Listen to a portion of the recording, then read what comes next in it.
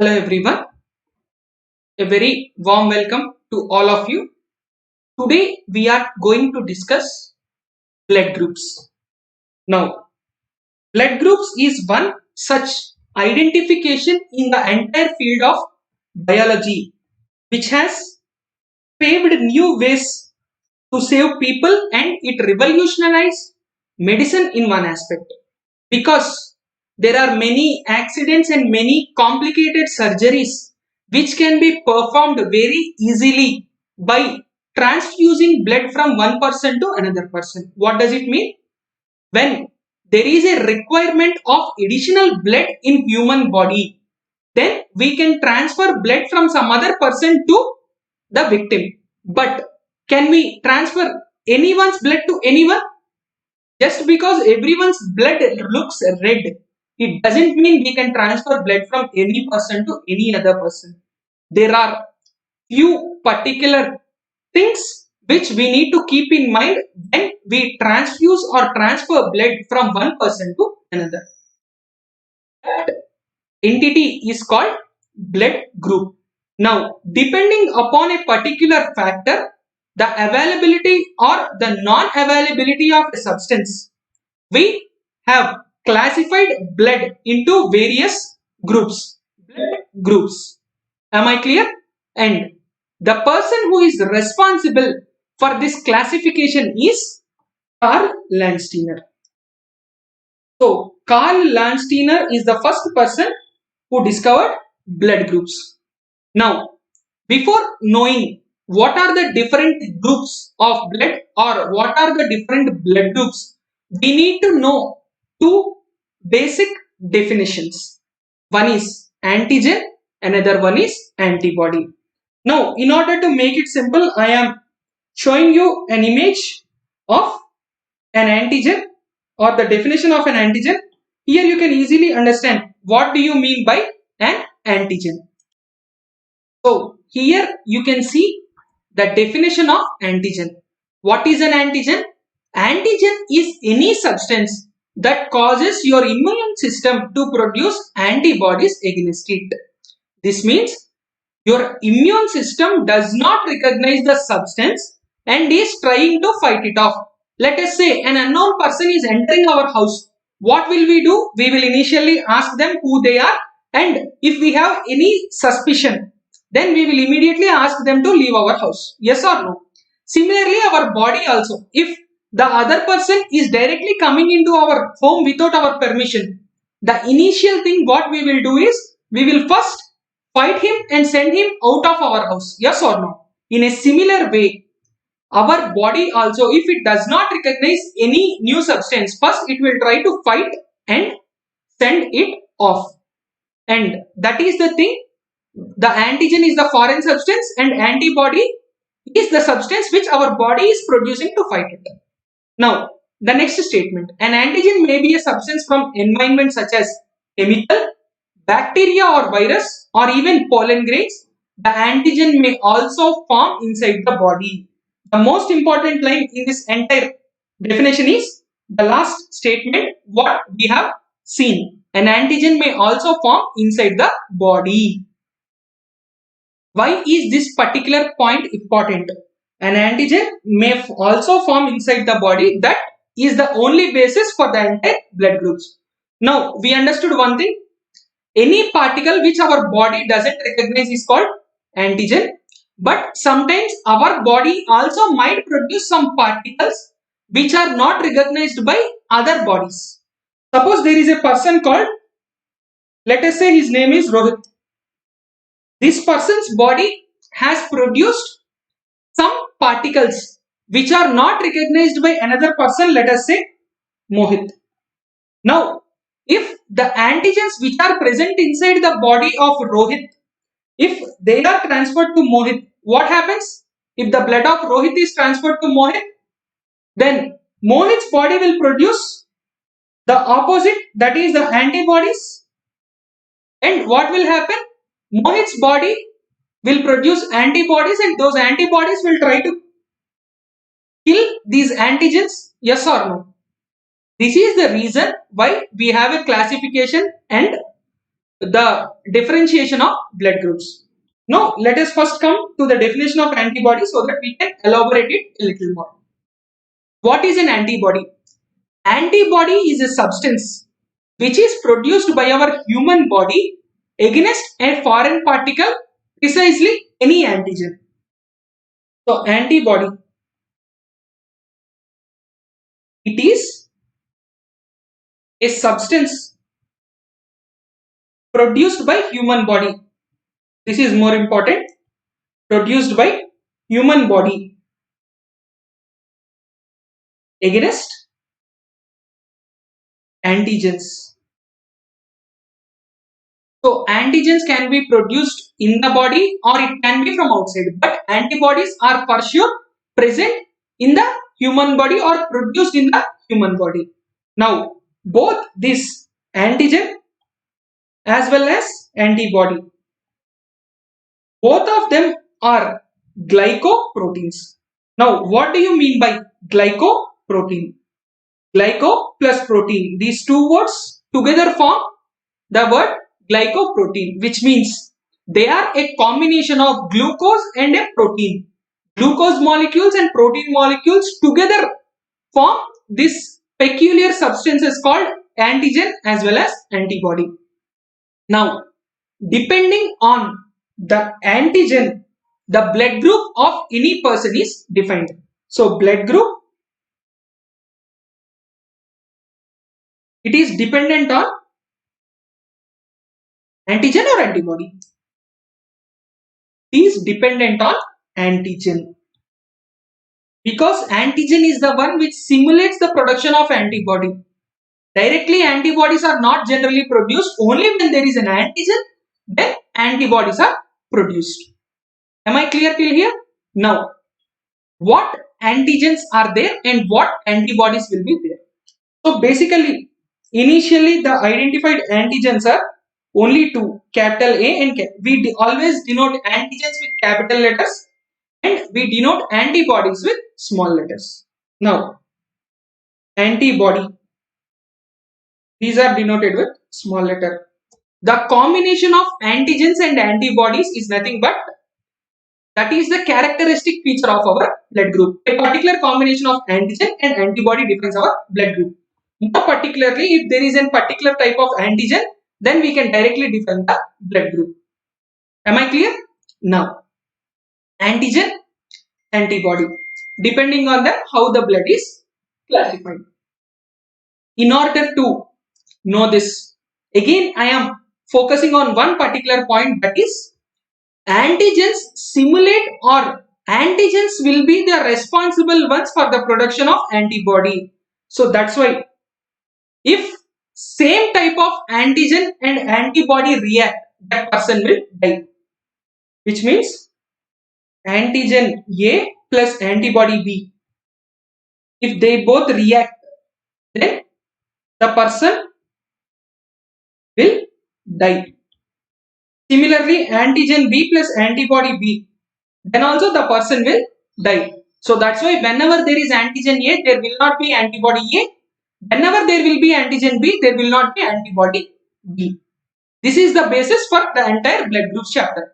Because if you have understand till this, whatever 8 or 9 minutes we have discussed, now we are only left with a table which will emphasize the remaining parts and it will be done. So let us now quickly form a small table where we have blood group, then antigen, then antibody, then to whom these particular blood group people will donate blood as well as accept blood. Already I have mentioned that the blood group is dependent on antigen. Now, depending on the antigen, there are A, B, AB and O. These are the blood groups which are formed or which are in generally found in human body. Now, depending on the antigen, the blood group is defined, which means blood group A will have antigen A, blood group B will have antigen B, AB will have both A and B, O does not have any. O means zero. There is zero antigen. So that's why we call it as O or zero. Am I clear? It is generally called as O. But what does it mean? It doesn't have antigen A. It doesn't have antigen B. Which means both the antigens are absent. Now, remember antigen A, it is present, which means antibody A will not be present. So that's why in blood group A, we have the opposite antibody, that is antibody B. In blood group B, we have the opposite, that is antibody A. When there are both A antigens and B antigens, which means we don't have antibody A, we don't have antibody B. That means there are no antibodies in AB. What about O? There are no antigens. Hence, there will be both the antibodies. Antibody A, antibody B, both are present in blood group O. Now, if our body has antibodies, we cannot receive blood which has the same antigen. Yes or no? If our, let us say example, my blood group is A positive or simply A. As of now, we discuss only A. If my blood group is A, if I receive blood from B or AB, what happens? My body already has antibody B. My body will also produce more antibodies. What does it happen? The antigens which I have received and the antibodies will fight, and finally it might occur to the stage that the person, that is me, might die. So that's why I should not take blood from those persons who have antigen B. So those who doesn't have antigen B, from them I can take blood. So what happens here? I can take blood from A because same blood group. My blood group is A, their blood group is also A. So that's why nothing will harm me. And I can also take blood from blood group O because it doesn't have any antigen. Blood group O does not have any antigen. So that's why I can take blood also from blood group O. Similarly, B, they can take from B as well as O. Now what happens to AB? AB, they can give blood to, or they can take blood from. Initially we will discuss they can take blood from. If they take blood from A, they don't have antibodies, so no problem. If they take blood from B, they don't have antibodies, no problem. If they take from O, then also no problem because O does not have any antigens. AB has antigen A, antigen B, so they can accept blood from each and every other person. But what about O, which are a poor people? They cannot accept blood from A because they don't have antigen A. They cannot accept blood from B because they don't have antigen B. They cannot accept from AB because they don't have any antigen. So naturally, O group blood people can take only blood from O group. So this is donate, which means these people can get the blood. Here we will write get, which means they can donate the blood. Who can donate the blood to A?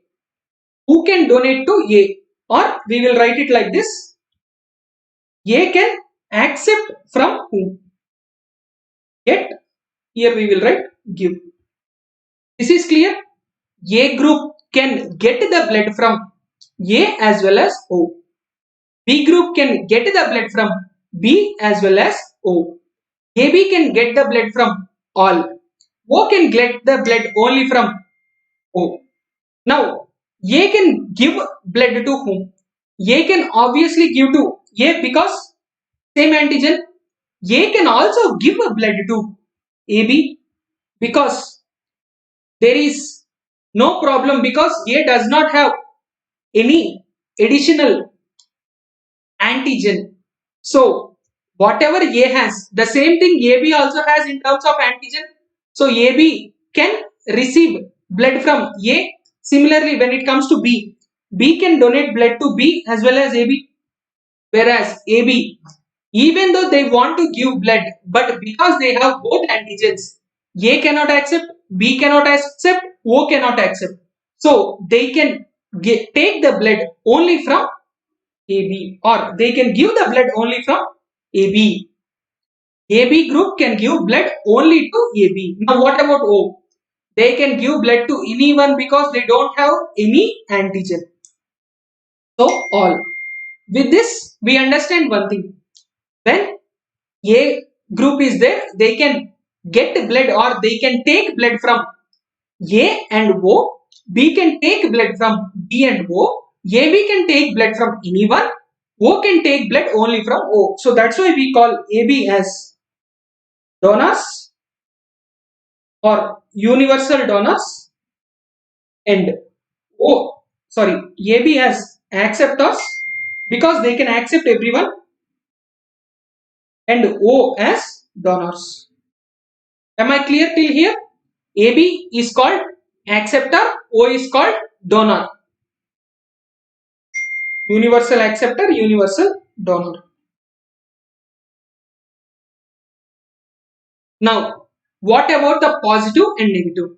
The positive and negative term is all dependent on one particular additional antigen which was discovered later. It is called the rhesus factor.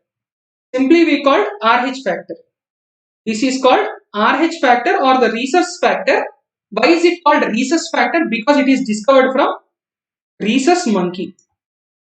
And this particular rhesus monkeys will have a peculiar antibody called D. Antigen called D. When we write in capital letter, it is antigen. Now the rhesus monkey will have the antigen D. When a particular blood group has or a particular human body has antigen D, it is called, if antigen D is present, D present, positive, D absent, negative. Now finally, how can we define? Blood group A will have antigen A and well as antigen D if it is A positive. If it is A negative, it has only A, that is antigen. Then what about antibody? Antibody remains same. In both the cases, antibody will be B. Now B positive will have antigen B as well as antigen D. B negative will have only antigen B. Antibody remains the same. Now when it comes to AB, AB will have, if AB is positive, A, B, D, and there will be no antibody. AB negative will have A and B, there will be no D, and also there will be no antibody. Finally it is O. O positive will have only D antigen, O negative will have no antigen. But antibodies, AB, here also AB. Now when you see this, the blood group AB positive will have all the what we call antigens, and blood group O negative have all the antibodies. Now depending on this, what happens? Everyone will have the same blood or the same colored blood, but still depending on the rhesus factor and the antigens, you cannot donate, you cannot receive. From here, what can we infer? AB positive is universal acceptor because they have all kinds of antigens, they can accept blood from anyone. Similarly, O negative, they are only donors, they are universal donors, but they cannot take blood from anyone except O negative. So that is the basis of blood group. And there is a little more where we have a complete details of which blood group can be given in marriage to which other blood group. Simply, what are the blood groups which can marry and what are the blood groups which had to take additional precautions if they are going to give birth to a child, the concept of hematopoiesis, and also what is the possibility of the blood group in the offspring if different blood group people get married, and also the compatibility test, which is not the horoscope but the genetic compatibility test or the blood group compatibility test, why it should be done. Those all things can be discussed in the next chapter.